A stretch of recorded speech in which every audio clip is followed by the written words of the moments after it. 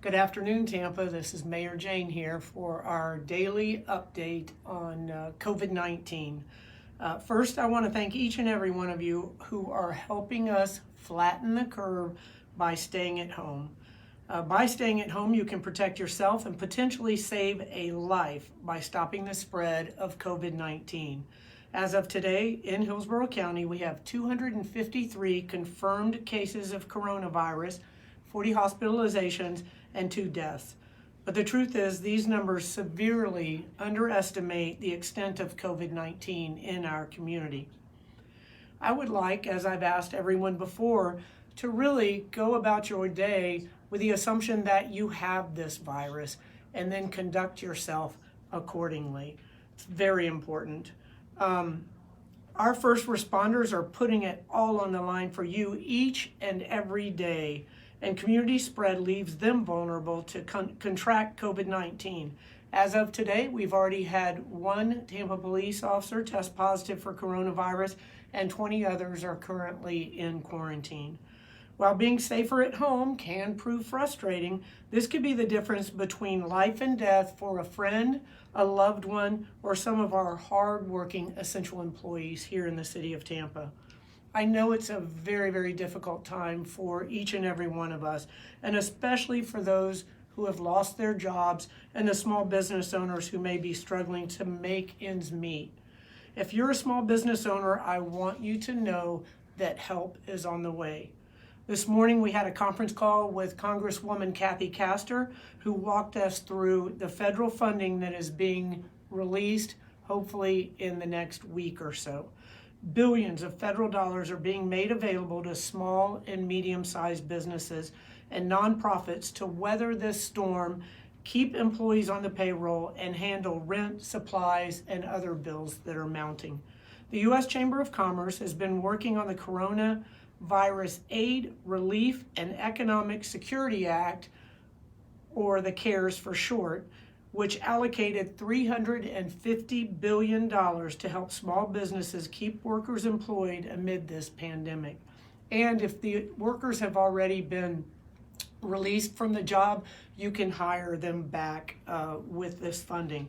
If you lost your job or are following the advice of public health experts to stay at home, new unemployment assistance is on its way as well. So please apply for unemployment.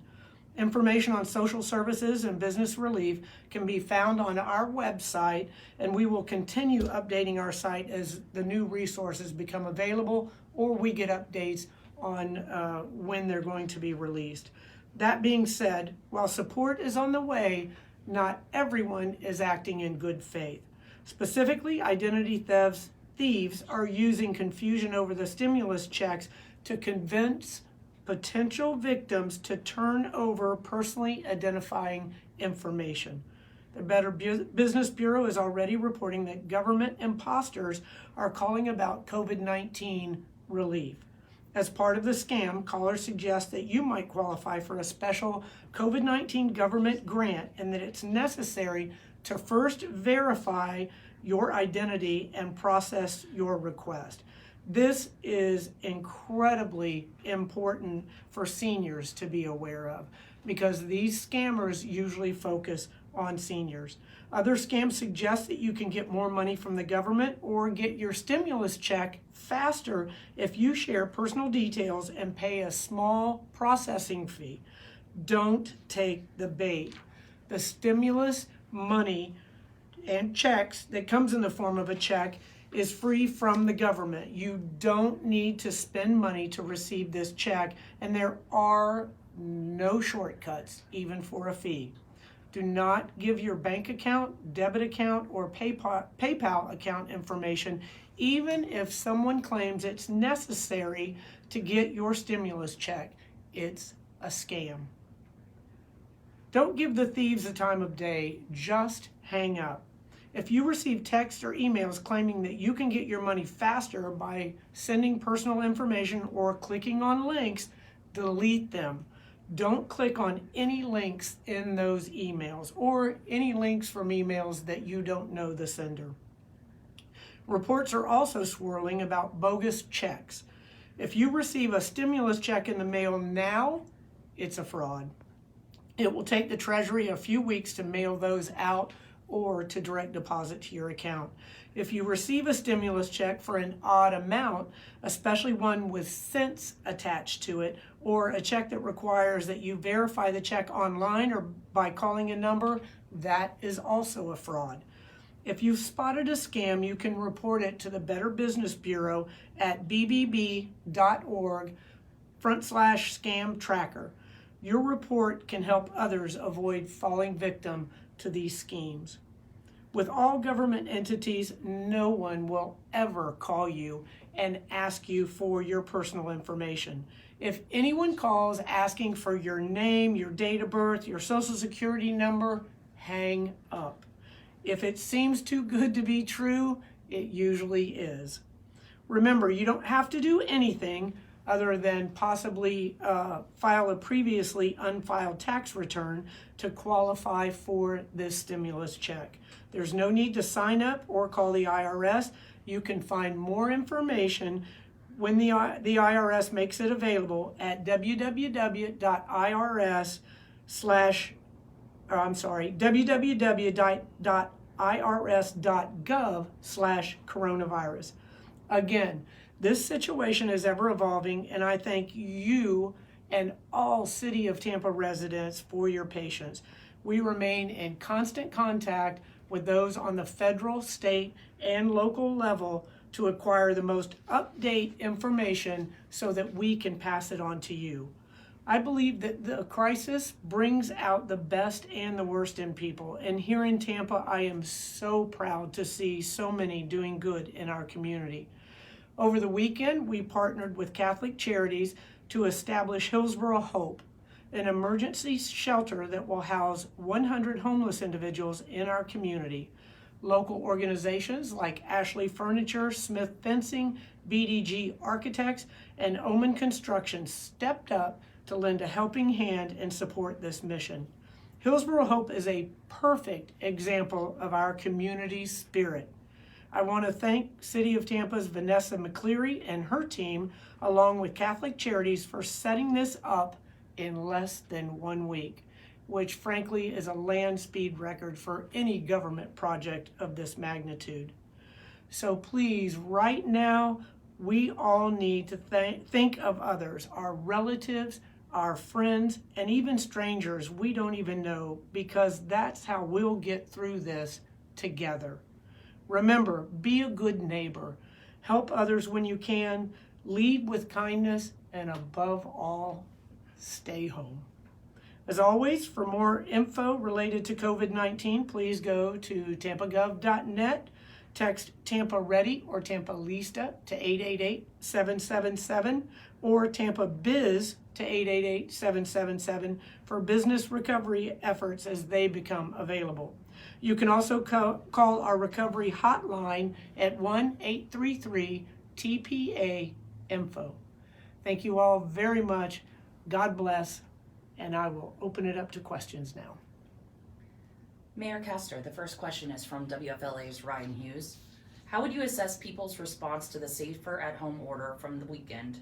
Any major problems that you've seen? We haven't had any major problems. The vast majority of individuals are cooperating with the stay-at-home order, and I personally drove around through downtown and all around the city, and the streets were abandoned over the weekend. We also have individuals that are monitoring locations where people have typically gathered in large numbers along our Riverwalk, along Bayshore.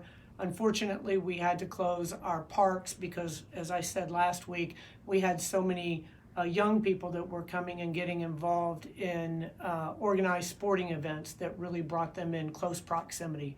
So we had to close our parks. On that note, Charlie Frago from the Tampa Bay Times asks, are you satisfied that residents are following your appeal to exercise in their own neighborhoods, or are there still too many people congregating on Bayshore and the Riverwalk? No, I think that we're doing good along Bayshore and the Riverwalk. Again, we're having those monitored on a regular basis each and every day, ensuring that individuals are, if they are out there, they're staying 6 feet away from each other. So I'm very, very pleased at the response from our community. They understand the gravity of the situation and the need to take their personal responsibility for not transmitting COVID-19 very seriously. Great. Another question from Charlie Frago from the Tampa Bay Times. On Friday, you mentioned the city is considering shutting down some streets to allow people for more room to exercise and get fresh air. Have you decided to close any streets for this purpose? Can you expand on your plans for such closures and what they may be? Yeah, the decisions haven't been made yet. Again, we haven't had the congregation in large numbers in any one location, but we are still mulling over the possibility of having those types of venues in different areas of our city, just to allow individuals to get out and get some fresh air. But as I have asked all along, when you go out for a walk, taking your dog out for a walk, jogging, going for a bike ride, please do it in your neighborhood. That way we don't have to worry about large congregations of individuals. This next question comes from Lori Davidson with Bay News 9. What is the status of the TPD officers who are being tested? As I said earlier, we had one officer that tested positive. We still have 20 that are being quarantined, and we expect for those numbers to rise. There's really no doubt about that. And I brought up today at the emergency policy group about a conversation that I had with Dr. Lockwood, who is the dean of USF's medical school, over the weekend, and we talked about testing for antibodies. And he feels, as a number of other health professionals feel, that a lot of younger, healthier individuals may have had the COVID-19 and not even know it. And so testing to find out if an individual has the antibodies and therefore has already gone through the virus and developed the immunity to it, that if we start focusing on those tests, that people would be able to go back to work. And we could also look for those individuals that have those antibodies that would be able to care for the individuals that are in those high-risk groups, those that have a comorbidity or are advanced age. The next question comes from Lori Davidson with Bay News 9. Do you have any updates from local hospitals about bed availability, how they're doing, etc.? Yes, I'm in daily contact with our hospitals here, our larger hospitals in the city of Tampa, and there are increases, but nothing close to a dramatic surge to where any of the hospitals are in danger of overflow at this time. With that said, all of the hospitals have plans for surges that may overrun their capacity, and so they are looking at alternative sites to take individuals who have tested positive for COVID-19 but don't need the advanced care in a hospital setting, and they could go someplace else that is not their home, but someplace that they could be monitored by medical personnel, and therefore leaving beds and ventilators open for individuals that are having a more severe, life-threatening reaction to COVID-19. Great, and one last question comes from Bo Zimmer with 10 News. Should airline passengers receive a temperature check when arriving into Tampa from New York or other high-risk areas? This has been required on some international flights, but now New York has had a high number of cases. What are your thoughts? Well, we don't have any more international flights as far as I know.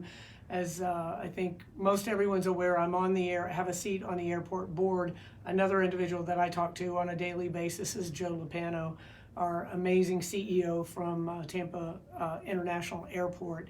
And their volume is down 70% and rising. The cancellations are rising on a daily basis. They do have in place the flights that from locations that have had large numbers of COVID-19 cases, for example, New York.